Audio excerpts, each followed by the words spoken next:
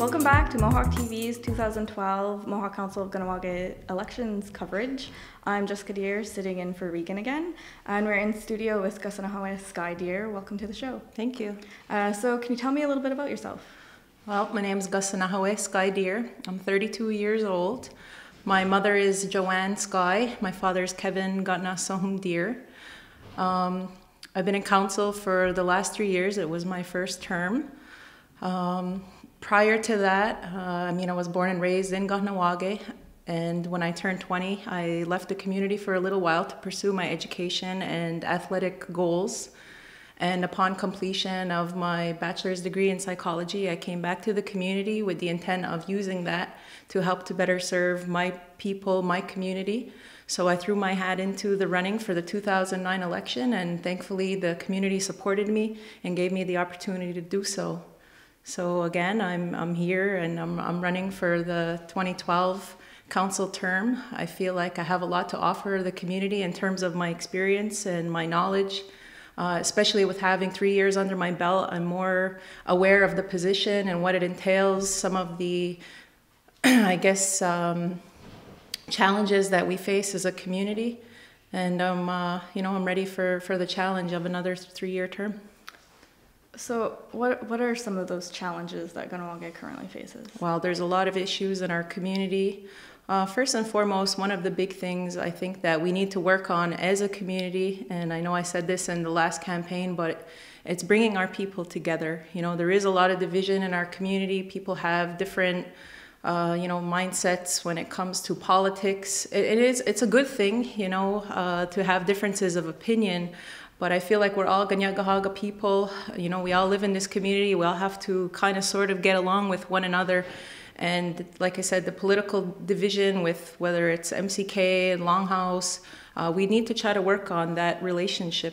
That's just one aspect. Of course, there's our lack of a tobacco law, which I was on the tobacco file. And hope to continue to work on that we could have some kind of law and regulations for the outside governments to recognize our right as, an indigenous people to have our own economy. We have the right to free trade, so that needs to be worked on. We also have to provide jobs. There's such a lack of employment opportunities for our people. We need to work more closely with Dewadunizakta and the economic development areas to provide opportunities for our people. The drug issue is a big thing, and I think it's because a lot of our young people aren't grounded in having, values, principles, like the way our community used to be. Our parents were very hands-on. They weren't so, bogged down with work and meetings and like all the demands of life today that, parents had a more direct role in their kids' life to influence them and make them, be good people, good civic community members that cared about, their neighbors and cared about our elders and had respect for one another. We've gotten so far away from that. That's something else we need to work on. And like I said, there's so many issues, and it's hard for one person in this role to say, I'm gonna save the community, but, little by little, step by step, in trying to influence the young people, I think that's where we're going to start. So what have been some of the things you've done in the past 3 years? Like one of them is working with young people in like the Kahnawake Youth Forum. Right. One of the events that I organized through the Youth Forum was a Mohawk language conference. It was in Montreal. It was between Kahnawake, Agwasasne, and Kanesatake, because another thing that we have to work on our relationships with our sister communities. Like we have our issues here in this community, but ironically, when you talk to other First Nations from other communities, they're faced with the exact same issues. So nation building is also important. I felt it was very successful that, Kanien'kehá:ka language is something that connects all of us in our 3 communities. So that language conference, I felt, was the start of more positive things to come in the future in working in that nation building aspect. As well, I took 7 youth and 2 elders to residential school book signing in Ottawa. I think it's really important for young people to understand our history and some of the things that happened to our people that puts us in this predicament today. And the residential school experience is one of them, hence why I think alcoholism is pretty rampant in our community. The sexual abuse, there's a lot of very negative things that were a direct result of those experiences for our people, and it's been passed through the generations. So that, I think, helped to, enlighten some of the young people of some of the struggles and really negative things that our people had to endure. Mm-hmm. Besides having the Kahnawake Youth Forum file, you also have education. Yeah. One of the things I helped to organize too with the education file was a First Nations education rally. I helped to organize a delegation of about 70 Kahnawake Hrono to go to Parliament Hill to denounce the chronic underfunding in First Nations education. I was there. I do recall. And just to continue to fight for some of the rights that we have, and we always say we have the right to education. I've went and met with the deputy minister along with a couple of the combined members and our finance director at the time, and written letters about 15% holdback, and it's falling on deaf ears, unfortunately. And I know the government right now on the outside, they're crying poverty. It's a worldwide issue that funding is getting low, and I think we need to start to take care of ourselves, and we need to find economic development ventures that we could help to sustain ourselves and not always rely on the government to fund us. I mean, although they have a fiduciary obligation, I'm not saying I would ever promote to absolve them of that, but in terms of getting the extras, they're just not there anymore. What are some of your ideas for addressing funding shortfalls? I don't have a business background, but I know that there are a lot of people in our community that are business savvy. I mean, if you look around, there's a lot of ma and pa shops. There's a lot of people that have good ideas. We do have Dewaduni Zakta, which are supposed to be the, ultimate professionals when it comes to this type of revenue generation, job creation. So I think in us developing a better working relationship with them, I would like to see them be the ones to come up with the ideas. I mean, me personally, whatever it's going to take to support this community, I would back it and encourage other people that have ideas to come forward. But I think what we need to do is really take advantage of the expropriations that happened around our territory, such as the highways, the byways, the seaway, maybe have a port. There are things we could look at. Okay, so I guess one of the funding ideas that, for the past, 2 years was the casino. Mm-hmm. And it was something that, caused a lot of... division. Yes, but a lot of, criticism towards the Mohawk Council, especially when it comes to transparency and accountability. Mm-hmm. Do you believe you've been accountable, as a council chief? Well, you were talking about casino, and then it's something that I think caused the.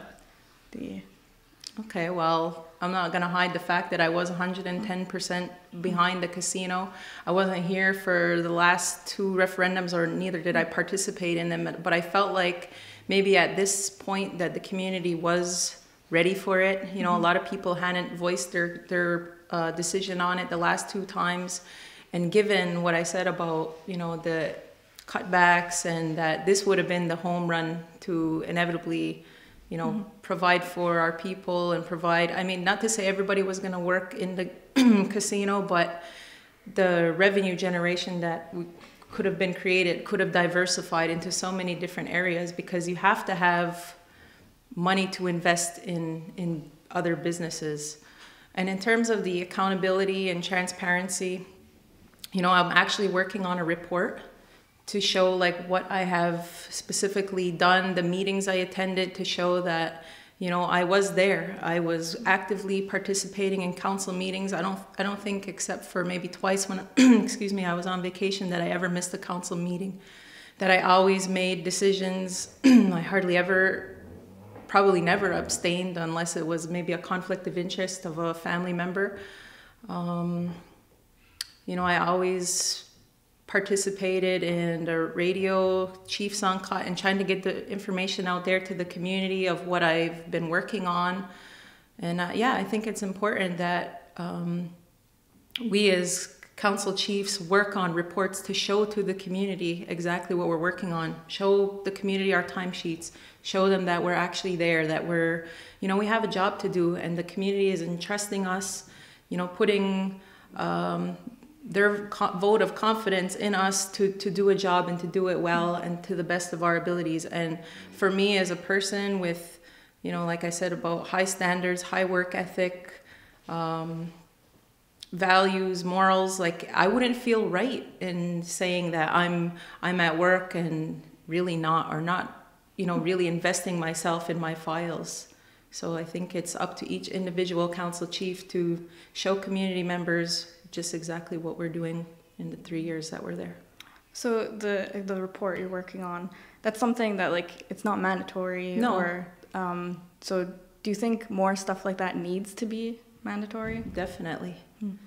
Another thing is, well, why are you deciding to run again? I think because with all of the criticism that we get as MCK, you need a person with thick skin.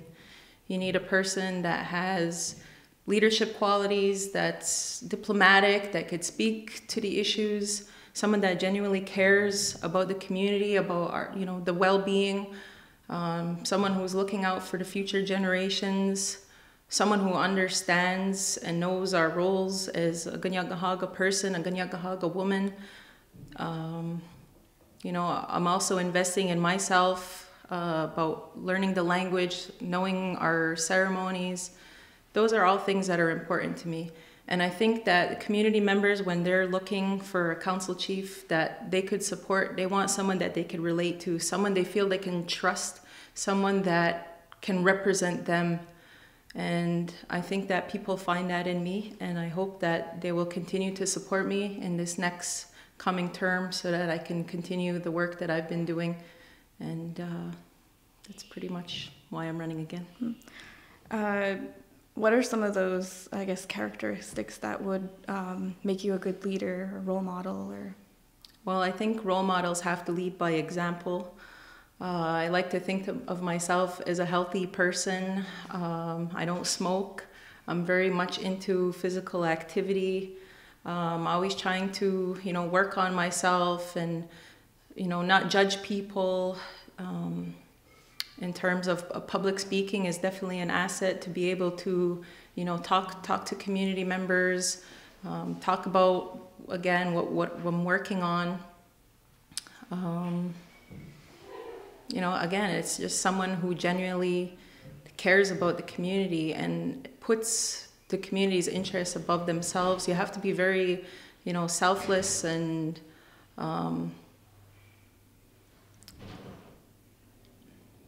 I guess a good leader has to encompass so many different, you know, elements. And I like to think that I have those qualities that people will look up to me and will listen to me when I have something to say. Mm-hmm. Well, our time is almost wrapping up. Do you have anything else you'd like to add? Again, I'd just like to thank everybody that has supported me in the last term. I feel like having this experience now, it has better prepared me for the next term and the things that I want to work on. Again, the files, I always want to work directly with the youth to inspire them, to encourage them to pursue their education goals. I know that there's going to be people, professionals in our community that are going to be retiring in the next couple of years, and those roles, those positions are going to have to be filled. And again, with the education, I know that education is the foundation of a community. And right now, I feel like our education system is kind of in a rocky position, and it's so important that parents, community members, that we come out and support, you know, I guess the rebuilding. There was an education blueprint that was established. We need to establish, you know, a better education system. I'm not saying that it's not good right now, but we always say we want to be equal to or better than what the outside is offering. And, you know, we need to work on that. again, with the There's always room for improvement. the community decision-making process, like who knows what it could evolve into. But again, the community has to come out and participate and actively get involved in the future and direction of where our community is headed. I mean, I know it's one thing to elect council chiefs and say, you know, I elected you, you do the job, but you know, there's also got to be some participation on behalf of the community. And I'm always trying to encourage people to get out and get active because this is your community too. All right, thanks for coming on the All show. right, good. Yeah, well. We got to take a quick commercial break and we'll be back with more of Mohawk TV's 2012 election coverage.